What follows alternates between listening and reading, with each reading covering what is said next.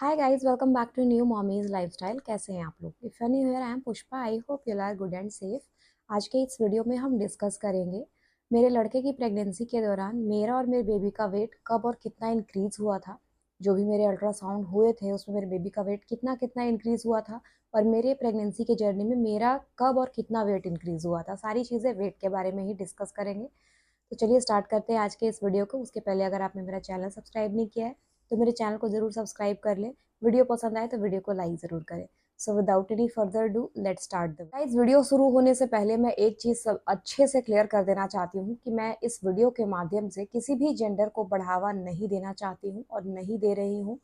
मेरा लड़का है, मेरी जो जर्नी है प्रेगनेंसी की वो लड़के की ही है, इसीलिए मैं सारी चीज़ें लड़के के बारे में ही डिस्कस करती हूँ, क्योंकि मुझे जानकारी जो है वो लड़के के बारे में ही है।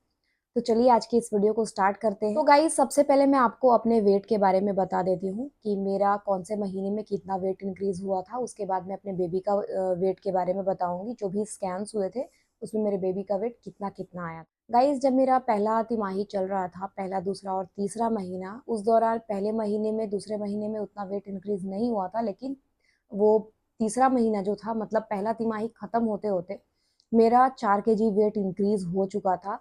मैंने 54 से स्टार्ट किया था और 58 के अराउंड में आ चुकी थी। फिर दूसरे तिमाही में, मतलब चौथा, पांचवा और छठा महीना जो होता है, उसमें मेरा आई थिंक 10 kg के अराउंड वेट इंक्रीज हो चुका था।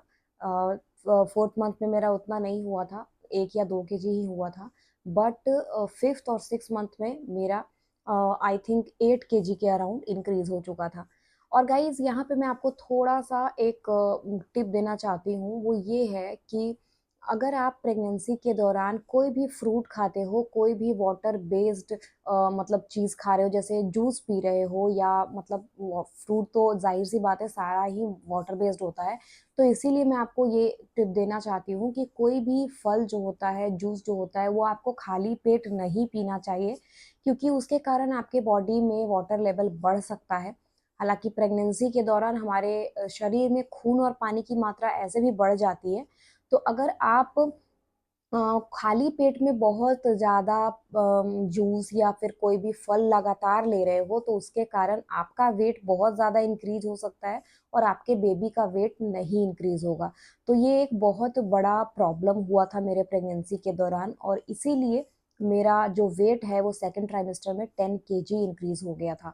मतलब मैंने बहुत ज़्यादा नारियल पानी खाली पेट में पिया था। एक भी दिन ऐसा नहीं बीता था जब मैंने सेकंड ट्राइमेस्टर में खाली पेट नारियल पानी नहीं पिया था। तो ये एक बहुत बड़ा इशू हुआ था मेरे प्रेगनेंसी में, क्योंकि मेरे प्रेगनेंसी के दौरान मेरा जो डिलीवरी है वो जल्दी कराना पड़ा था, क्योंकि मेरे बॉडी में वाटर लेवल भी बढ़ गया था और मेरा बीपी भी बहुत ज़्यादा उसी के कारण हाई हो गया था। जाहिर सी बात है, जब आपका वेट बहुत ज़्यादा बढ़ जाएगा तो ये सारी समस्या बढ़ने की जो संभावना होती है वो बहुत ज़्यादा हो जाती है। तो मेरे साथ भी ऐसा ही हुआ था, इसीलिए मैं आपको ये सलाह देना चाहूँगी, कोई भी फल आप नाश्ता करने के 1 घंटे बाद ही खाएं, या कोई भी जूस अगर आप ले रहे हैं वो भी नाश्ता करने के आधा घंटा या 1 घंटे बाद ही लें। वही आपके शरीर को मतलब अच्छी चीज़ें प्रोवाइड कर सकता है, नहीं तो ये हानिकारक भी हो सकता है। तो चलिए वीडियो को आगे लेके जाते हैं। इस तीसरे तिमाही स्टार्ट होने तक मेरा ऑलरेडी 14 kg वजन बढ़ चुका था, और तीसरा तिमाही जब मेरा स्टार्ट हुआ था तो उस टाइम पे मैं 69 kg की हो गई थी, और उसी दौरान मैं अपने डॉक्टर के पास भी गई थी। तो वो काफ़ी ज़्यादा शॉक थी कि इतना जल्दी तुम्हारा वेट कैसे इंक्रीज़ हो रहा है, क्योंकि बहुत सारे लोग जो होते हैं उनका वेट जो इंक्रीज़ होता है वो ज़्यादातर थर्ड ट्राइमेस्टर में होता है। तो मेरा वेट जो था वो काफ़ी ज़्यादा पहले ही इंक्रीज़ हो चुका था। तो मेरी डॉक्टर ये सोच रहे थे कि इसका अगर इतना वेट ऑलरेडी बढ़ चुका है तो थर्ड ट्राइमेस्टर में और क्या होगा, और इसकी नॉर्मल डिलीवरी कैसे होगी, क्योंकि वो मुझसे बार-बार ये बात कह रहे थे कि तुम कर पाओगी नॉर्मल डिलीवरी। आई एम 5'2", तो मेरा वेट भी उसी हिसाब से होना चाहिए। तो मेरी डॉक्टर को सबसे ज़्यादा इसी चीज़ का टेंशन था। उन्होंने बोला कि मीठा खाना बिल्कुल कट करो ताकि तुम्हारा वेट जो है वो मेंटेन हो पाए। और गाइज़, मैंने बहुत सारी कुछ-कुछ गड़बड़ भी करी थी अपने थर्ड ट्राइमेस्टर में वेट को कंट्रोल करने के लिए। सबसे पहले तो मैंने प्रोटीन पाउडर बंद कर दिया था, जिससे मेरे बेबी का वेट ज़्यादा इंक्रीज़ नहीं हो पाया था। मेरे बेबी का वेट जब डिलीवर हुआ था तो 2.8 केजी था। हालाँकि ये वेट नॉर्मल है, हेल्दी है, बट मुझे ऐसा चाहिए था कि कम से कम बेबी 3 केजी से ऊपर का हो, क्योंकि मेरा वेट बहुत ज़्यादा इंक्रीज़ हो गया था, तो सभी को ऐसा लगता था कि बेबी बहुत हेल्दी आने वाला है, बट ऐसा हुआ नहीं था। क्योंकि मेरे बॉडी में वाटर लेवल बढ़ गया था, तो मैं काफ़ी ज़्यादा स्वेल कर गई थी और बहुत ज़्यादा हेवी दिखने लग गई थी, वज़न भी बहुत ज़्यादा बढ़ गया था, बहुत समस्या हो गई थी उसके कारण।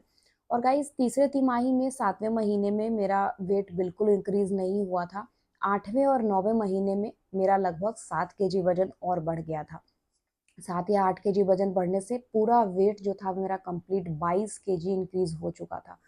तो गाइज़ ये एक बहुत बड़ी समस्या थी मेरे लिए, क्योंकि ये वेट इंक्रीज़ होने के कारण ना मैं ढंग से सो पाती थी, ना मैं बैठ पाती थी ज़मीन पे।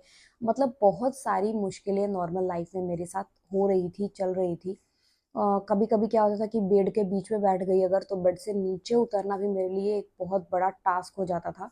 तो ये सारी समस्या जो थी वो वेट इंक्रीज़ होने के कारण ही हो रहा था। हालाँकि प्रेगनेंसी के दौरान 10 केजी, 12 केजी, 15 केजी तक, 18 केजी तक कुछ लोगों का बढ़ता है, ऐसा नहीं है। तो ये 15 केजी तक बढ़ना नॉर्मल है, बट मेरा 22 केजी तक बढ़ गया था। तो ये एक मेरे लिए समस्या बन गई थी, क्योंकि गाइज़ सबसे ज़्यादा मेरा वेट रहा है 58 केजी। इससे ज़्यादा आज तक मैं कभी बढ़ी ही नहीं थी प्रेगनेंसी से पहले। और जब मेरा वेट इतना ज़्यादा इंक्रीज़ हो गया, तो मैं मैनेज ही नहीं कर पा रही थी कि मैं अपने आप को कंट्रोल कैसे करूँ? कैसे मैं नीचे ज़मीन में बैठूँ तो उठूँ कैसे? मतलब वॉकिंग कैसे करूँ? चलूँ कैसे? मेरे बैक में उसके कारण बहुत ज़्यादा पेन रहने लग गया था, एंकल में बहुत ज़्यादा पेन रहने लग गया था। तो ये एक बहुत बड़ी समस्या बन गई थी मेरे लिए। गाइस जब सबसे पहली बार मेरे बेबी का स्कैन हुआ था, तो उसमें मेरे बेबी का वेट मेंशन ही नहीं किया हुआ था, और ये दूसरे महीने के ऑलमोस्ट आखिर में हुआ था। और फिर मेरा एनामोली स्कैन हुआ, जिसमें मेरे बेबी का वेट 98 ग्राम था, और ये तीसरे महीने के दूसरे दिन हुआ था एनामोली स्कैन। तो आप उस हिसाब से समझ सकते हो कि आपके बेबी का वेट किस तरीके से इंक्रीज़ कर रहा है, आप मैच करके देख सकते हो। उसके बाद जब मेरा दूसरा एनामोली स्कैन हुआ था, उस टाइम पे 21 वीक मेरा चल रहा था, 5वाँ महीना चल चुका था। 21 वीक में मेरे बेबी का वेट था 430 ग्राम। उसके बाद फिर मेरा एक और स्कैन हुआ, जिसमें मेरे बेबी का वेट 2160 था, मतलब 2 केजी 160 ग्राम। तो इसी तरीके से मेरे बेबी का वेट इंक्रीज़ हुआ है। और गाइज़ जब मेरी बेबी का मतलब डिलीवरी हुआ, जब मेरा डिलीवरी हुआ, उस दौरान मेरे बेबी का वेट 2.8 केजी था। तो इसी तरीके से मेरे बेबी का वेट इंक्रीज़ हुआ है। तो आप समझ ही सकते हो कि जिस हिसाब से मेरा वेट इंक्रीज़ हुआ है, उस हिसाब से मेरे बेबी का वेट नहीं इंक्रीज़ हुआ है, जो कि हम लोग एक्सपेक्ट कर रहे हैं। जो भी सलाह मैंने इस वीडियो में दिया है, उसका अगर आप ध्यान रखते हो, तो आपकी प्रेगनेंसी की जर्नी जो है वो और ईज़ी हो जाएगी और आराम से बीतेगी। तो ऐसे ही वीडियोज़ देखने के लिए मेरे चैनल को सब्सक्राइब ज़रूर करें। वीडियो पसंद आए तो वीडियो को लाइक ज़रूर करें। मैं मिलती हूँ आपसे अपने नेक्स्ट वीडियो में। तब तक अपना ख्याल रखें, मुस्कुराते रहें। बाय-बाय। 너 그래 너 요새 너 조금 이상해졌어 자꾸